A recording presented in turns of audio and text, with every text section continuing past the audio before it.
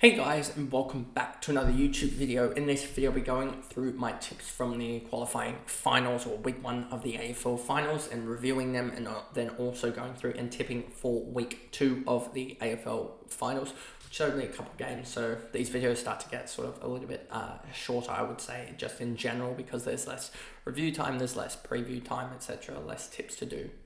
But anyway, let's just jump into the video here. So as you see, Port Adelaide got destroyed. I forget, you always tip or at least I found this, I tip Port Adelaide, especially in finals, and then I go, but they're tipped by they're coached by Ken Hinkley. So that really, they have a horrific record in finals. Why do I forget about that? So yeah, I tipped them, and I was like, yeah, they're going to win, their form, etc., this and that.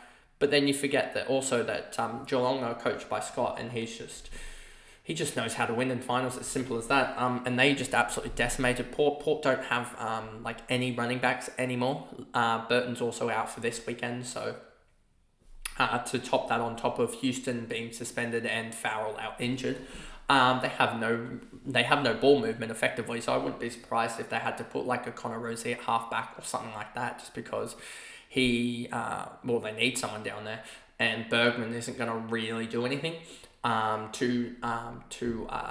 I guess, menacing. So yeah, they did lose by 16 points. That's completely wrong. I tipped them to win by 16 points. They lost by 84, so I was 100 points off. I don't think I've seen that, and I was looking through a lot of the tipping, and a lot of people basically had margin in the 90s or 100 for the round, because they just got this tip so far off.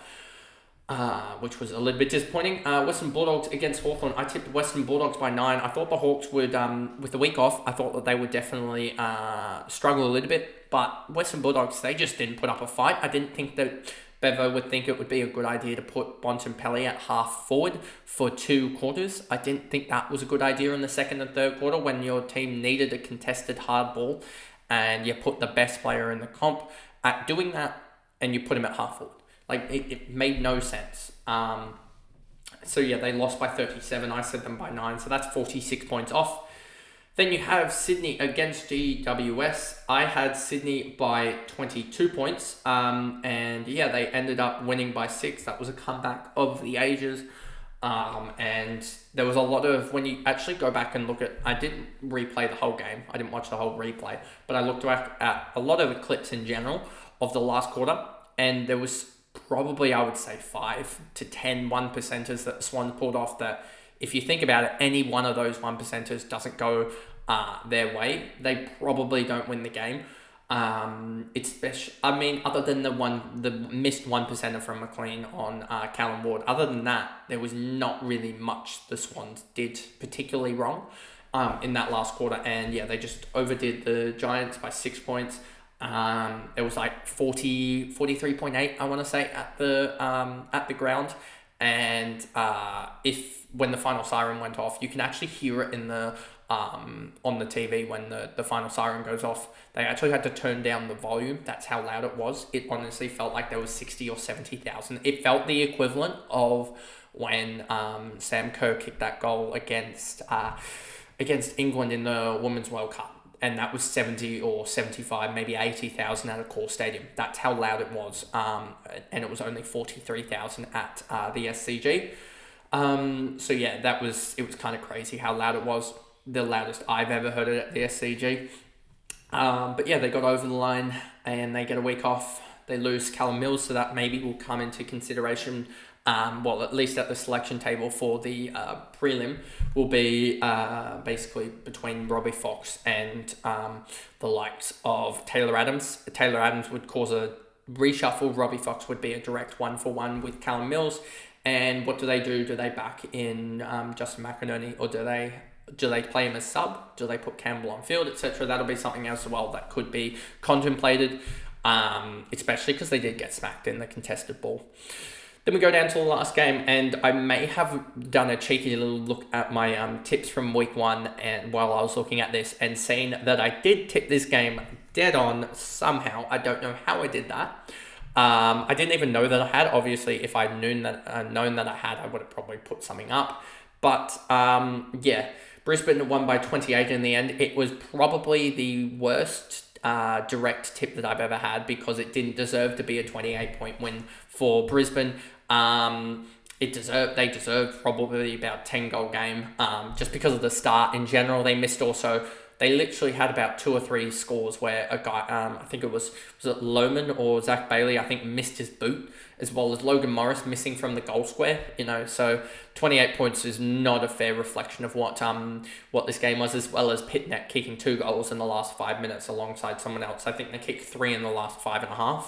Did Carlton to get it back to 28. But this was not a 28-point game, so yeah, I'm pretty happy that I got the tip exactly right. But then again, it's like, does it really matter? And then you've got here, so let's go to the this round here. We got the semi-finals, Port Adelaide against Hawthorn. And you see here, who's going to win this one? Because, part of me says Hawthorn, everyone goes and says, yep, the winners of week 1 are always going to beat the losers of week 1, or probability almost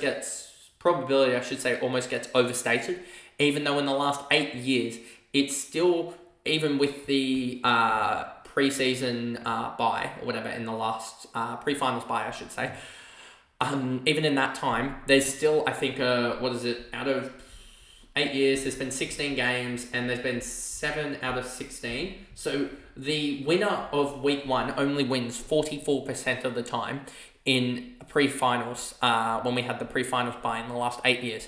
Before that, it was I think 5 and 12 or something like that. 5 and 12 years, which is 5 and 24 in the 21st century, which is around a 21% rate. So it's obviously doubled in the frequency of that happening. But still, the loser of week 1 still more so than not wins in the week 2 finals, in the semi-final. But I feel like this is one of those cases, especially this Port Adelaide versus Hawthorn game, where it can actually result in the winner of week 1 winning in Hawthorn. And I think that's just the case because Port Adelaide have lost Dan Houston, they've lost Caden Farrell, they've lost Brian Burton. Zach Butters is a little bit sore. You also got Connor Rozee not really playing his best. So I'm honestly going to tip Hawthorn tonight in this game. And I think Hawthorn wins this game by, 17 points, I think, in the end. I think that I know that Nick Watson and Kalshidi probably won't have the same impact that they had in 7 goals 5, was it? Across the... or 7 goals 4 across the first week. I don't think they'll have 40-odd points between them, but I think that they could still add another 2-3 goals, and not the 7. But I just don't know if Port Adelaide will be able to get that ball movement really working, and we know that Hawthorn are really good off turnover, so I think that almost just plays directly into Hawthorn's hands.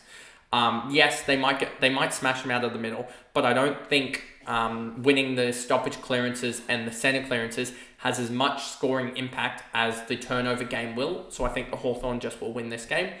Then we get to the second tip of the round, GWS against Brisbane. This is definitely an interesting game. I think that I think it's odd that they're 71-71. I think a lot of people would. This game's definitely a lot closer. I wouldn't be surprised if this game is the close one of the lot. I think that GWS probably get over the line in this game. I don't think that they go out in straight sets. I think that GWS were the better side, for a majority of the Sydney game last week. And I think that also they are a side that aren't as ravaged by injuries. They also have Bedford back, which should help quell the likes of Lachie Neale. I also think they'll probably have a better plan to quell the likes of Dane Zorko. I think that they maybe have Darcy Jones go to him or something like that. So I am tipping GWS in this game just because I think that they have guys coming back, as well as I think that they're just a better side than Port Adelaide, and I think that they don't have any major injuries per se coming at the wrong time. So I'm going to go GWS in this game by 9 points in a really good game. I think that Brisbane might get off to a fast start and lead by 15 points at quarter time, but I think GWS will be able to reel them in because Brisbane are a really poor second half side. I'm pretty sure they're 15th or 16th in the comp for kicking, and GWS is first for goal accuracy. I'm pretty sure that was the stat or something it was something that was a major split in GWS's favour. It's just a matter of can Brisbane convert, and I just don't think that they'll be able to. Plus, I also don't think that Brisbane will get as many shots at goal. What did they kick in the first game? 14 goals, 15, I think, in the first final. So, after being, I think, 9 goals, 4 or something like that, 9 goals, 5. So, they kicked something like 5 goals, 10 in the second half. But, yeah, I just don't expect them to necessarily be able to overrun I think GWS, I should say. I think GWS will overrun them. I'm just checking quickly. What was Brisbane's halftime score? In the last quarter, they kicked 4 goals, 3. In the third quarter, when it really got tight, and the comeback was potentially on, they kicked 1 goal, 5, which involved that really bad miss, I'm pretty sure. I just think that GWS will take their opportunities more so, and I think that they'll win. But anyway, that is the video. They're going through the finals games. I've somehow got this out to 11 minutes, just mostly talking about the 2 games in question this weekend.